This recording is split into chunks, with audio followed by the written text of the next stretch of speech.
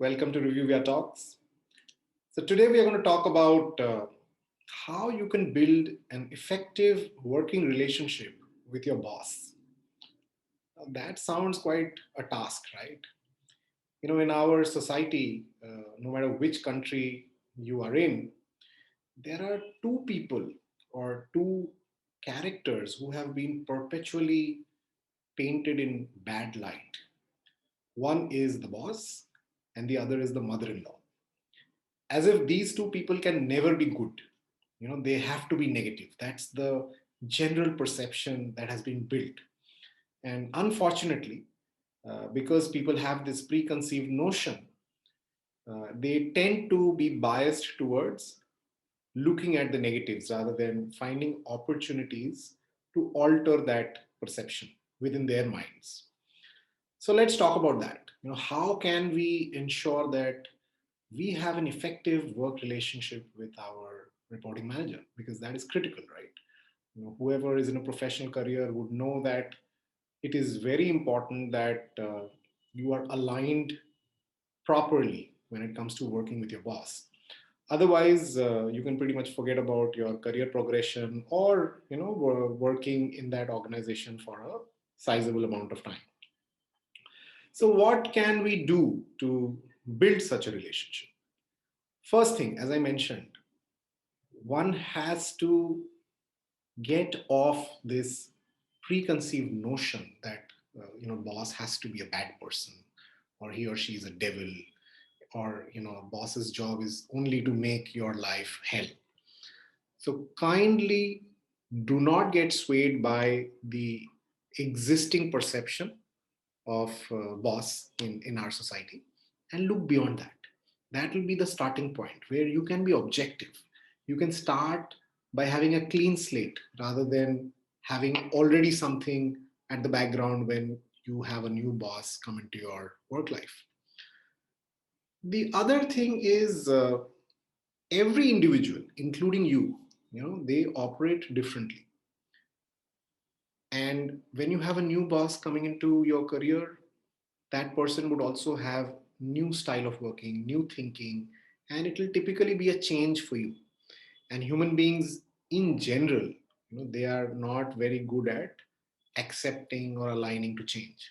However, it is very effective if you can do that, and it is very, very important. So understand that every professional has a particular working style, and so does your boss. Try aligning to that work style rather than trying to resist it.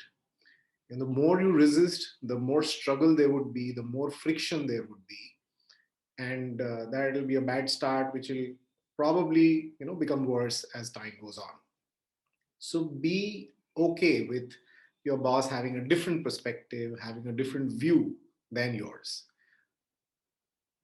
Just to expand on it, nobody is our photocopy, right?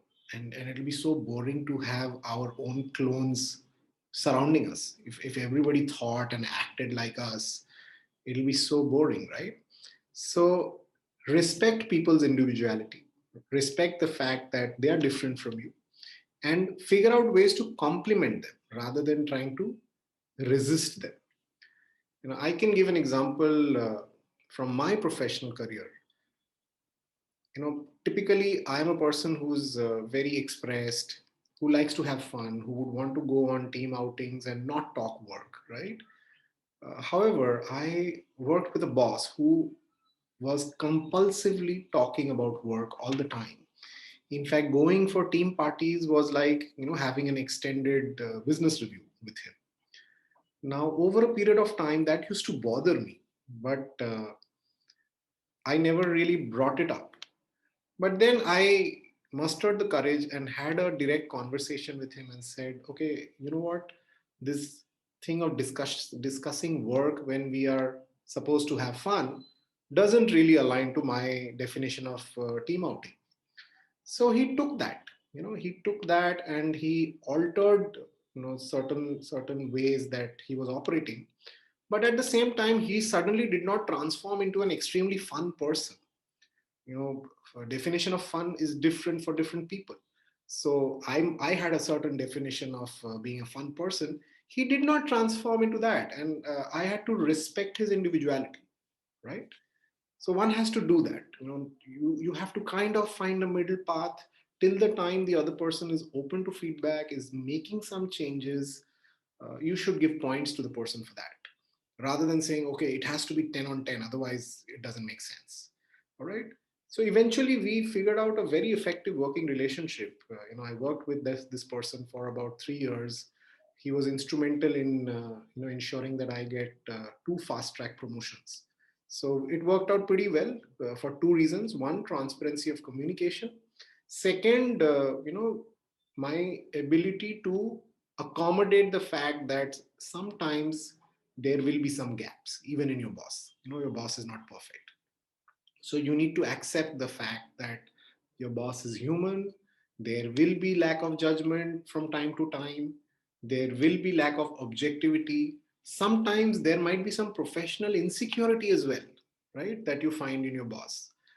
So have some scope for some mistakes to be made, right? We all make mistakes. It's not that we don't make mistakes, but we expect our boss to be perfect. And we are, because of that typical preconceived notion, we are only looking at more and more evidence to prove to ourselves and others that, see, this boss is really bad, right? So you got to drop that, be a little more forgiving, have some scope for mistakes to be made. We all are humans, and if we are able to do that, if we are a little accommodating about our expectations from our reporting manager, I think 9 times out of 10 you will end up adding a lot of value to yourself and your boss.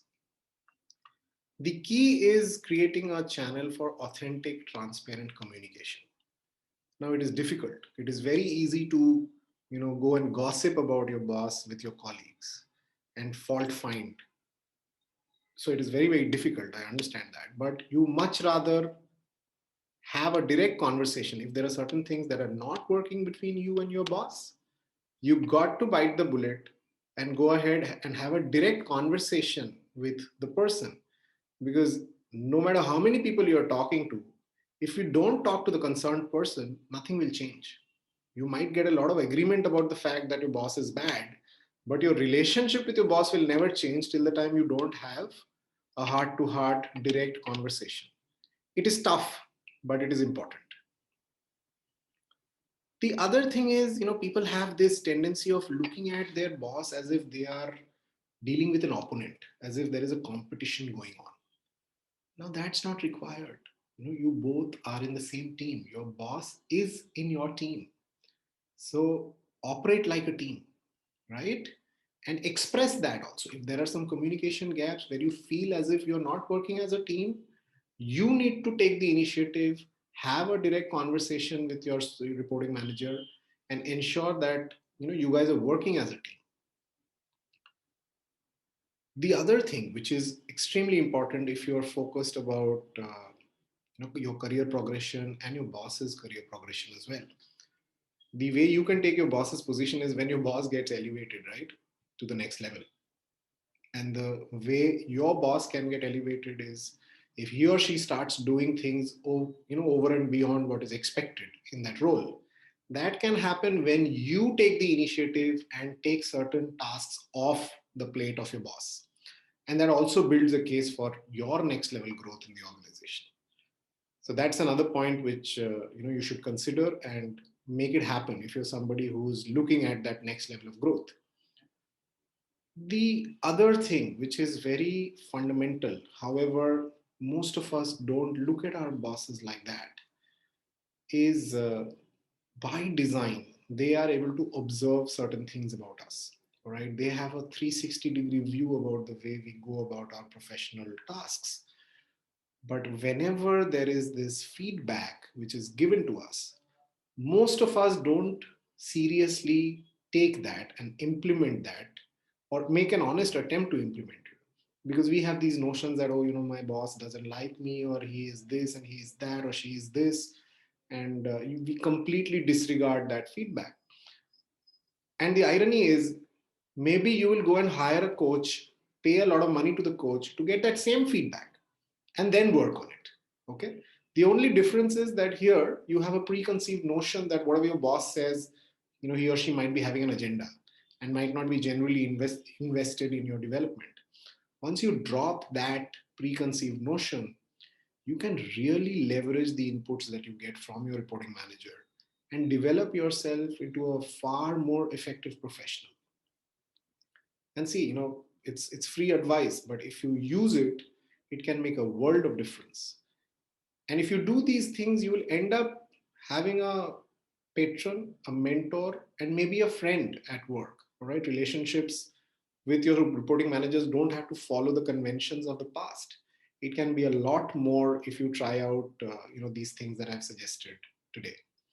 Hopefully, some of you will bite the bullet and take the risk of being more expressed, more transparent, and it'll be good to hear if once you do these things, what kind of results you produce. Thank you so much. Thanks for listening in, and all the best